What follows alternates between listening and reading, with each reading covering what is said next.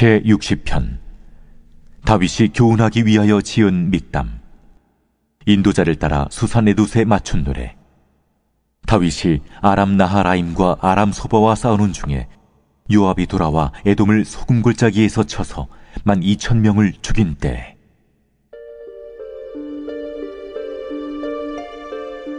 하나님이여, 주께서 우리를 버려 흩으셨고 분노하셨사오나 지금은 우리를 회복시키소서.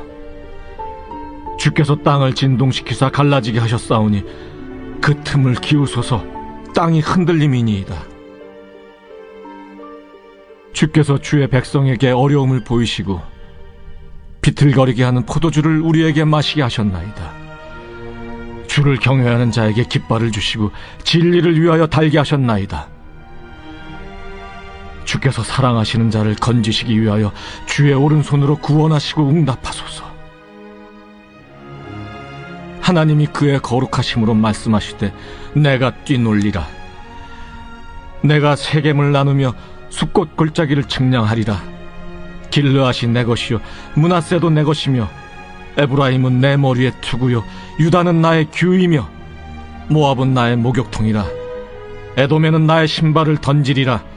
블레셋아, 나로 말미암아 외치라 하셨도다. 누가 나를 이끌어 견고한 성에 들이며 누가 나를 에돔에 인도할까? 하나님이여, 주께서 우리를 버리지 아니하셨나이까? 하나님이여, 주께서 우리 군대와 함께 나아가지 아니하시나이다. 우리를 도와 대적을 치게 하소서. 사람의 구원은 헛됨이니이다. 우리가 하나님을 의지하고 용감하게 행하리니 그는 우리의 대적을 밟으실 이심이로다.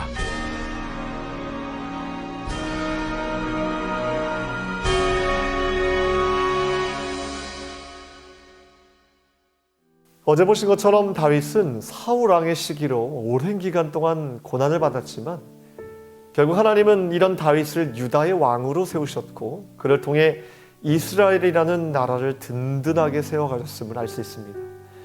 다윗은 이스라엘의 적이었던 블레셋을 침략하였고 이어서 모압을, 또 계속해서 밖으로는 주변 나라를 제압하고 안으로는 공의와 인자로 통치하게 되었습니다.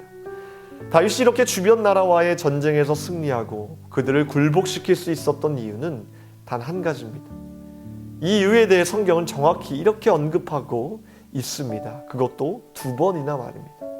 사무엘하 8장 6절에 다윗이 어디로 가든지 여호와께서 이기게 하시니라. 또 사무엘하 8장 14절에도 이 말씀을 한 번 더 강조하고 있습니다.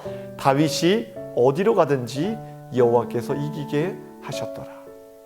오늘 시편 60편 6절의 말씀도 이에 대해 확증해 주시는 말씀이 있습니다. 6절 말씀에 하나님이 그의 거룩하심으로 말씀하시되 내가 뛰놀리라. 내가 세겜을 나누며 숫꽃 골짜기를 측량하리라. 다시 말해 이스라엘이 주변 국가를 이기고 승리할 뿐 아니라 그 땅을 차지하게 될 것임을 확증하는 말씀입니다. 우리도 이 승리의 말씀을 붙잡아야겠습니다. 우리 인생의 문제를 해결하실 분, 그리고 우리의 삶을 승리로 이끄시는 분은 내가 아니라 오직 하나님이라는 믿음에서 우리는 출발해야 된다는 것입니다. 이 믿음의 출발은 결코 내 자신이 될 수 없지요. 나의 능력, 나의 계획, 내 공로, 내 업적으로는 절대 이룰 수 없다는 인간의 한계를 인정하는 그 자리로 내려갈 때만이 우리는 하나님에 대한 올바른 믿음을 갖게 되는 것이고요. 그 믿음의 끝은 결국 하나님만이 하실 수 있다는 결론에 이르게 된다는 것입니다. 이런 겸손한 마음과 하나님에 대한 믿음이 없는 사람들, 즉 내 인생의 모든 문제들을 내 힘으로 풀 수 있다는 교만한 마음과 생각으로는 절대 하나님이 허락하시는 참된 승리를 맛볼 수 없다는 것입니다. 우리가 이 약속의 말씀을 들으면서 때로는 착각할 수 있다는 것은 교회 다니면, 예수님만 믿으면 하나님 우리의 삶을 다 그냥 승리로 이끄실 것이다 라는 착각입니다. 하지만 그렇지 않지요. 이스라엘 백성들도 출애굽 사건을 통해 구원을 경험했지만 구원은 그들이 원하시는 승리로 나아가지 않았습니다. 그들은 곧바로 광야로 갔고 그 속에서 훈련을 받아야만 했습니다.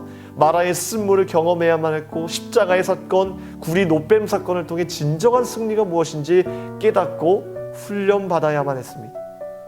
다윗도 그저 한순간에 이러한 축복을 거저받은 것이 아니었습니다. 수많은 시간들 속에서, 수많은 사건 속에서 때로는 목숨을 위협받고 배신당하고 사랑하는 사람을 잃게 되는 비극적인 일들까지도 겪으면서 이 모든 시험을 통과한 이후에 비로소 하나님께서 동행하여 주신다는 그 축복, 약속의 말씀을 받게 된 것입니다.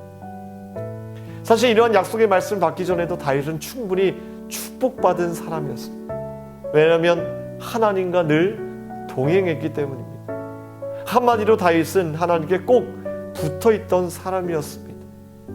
만약 다윗이 하나님께 붙어있지 않았더라면 이러한 승리를 결코 이룰 수 없고 맛볼 수 없었을 것입니다.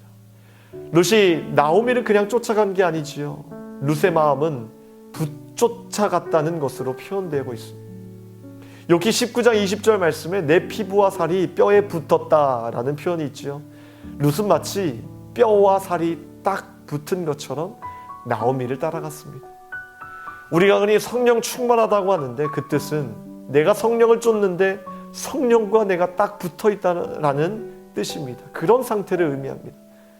이것은 다른 것이 끼어들 틈이 없다는 것이죠. 그러니까 시험이 없습니다. 시험은 떨어져 있는 만큼 들어오게 되어 있습니다. 주님과 딱 붙어 있으면 시험이 들어올 틈이 없다는 것입니다. 내 마음과 하나님의 마음이 딱 붙어 있으면 늘 평안함으로 나아갈 수 있습니다. 오직 승리로 이끄시는 예수님께 딱 붙어 있으면 우리는 승리를 맛보게 된다는 것입니다. 베드로가 왜 예수님을 부인했습니까? 베드로가 예수님을 멀찍이 따라갔고 그만큼 떨어 있었기 때문입니다.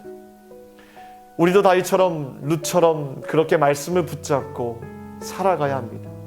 성령님을 꼭 붙잡고 살아가야 합니다. 그러할 때 우리를 하나님이 원하시는 승리의 삶으로 이끄시고 우리가 매일매일 주님의 승리를 경험하게 된다는 것입니다. 함께 기도하겠습니다. 하나님, 성령님과 늘 동행하길 원합니다. 하나님의 말씀에 붙어 있기를 원합니다. 주님과 늘 가까이 동행하여서 하나님이 원하시는 그 승리의 삶으로 달려나갈 수 있도록 도와주시옵소서. 우리 삶의 승리의 비결은 오직 여호와 하나님께 달려있는 줄 믿습니다. 다윗을 승리로 이끄셨던 그 하나님께서 오늘 우리도 주님의 승리로 이끌어 주시옵소서. 매일매일 우리가 세상을 바라보는 것이 아니라 그 말씀에 붙잡혀 있기를 원합니다. 주님이 말씀이 하나 이끄시는 대로 우리가 나아갈 수 있도록 도와주시사 주님께서 허락하신 매일매일의 승리를 경험할 수 있도록 도와주시옵소서. 오늘도 주님 앞에 간구하는 제목들마다 주님께서 좋은 것으로 응답하여 주시옵소서. 예수 그리스도의 이름으로 기도하옵나이다. 아멘.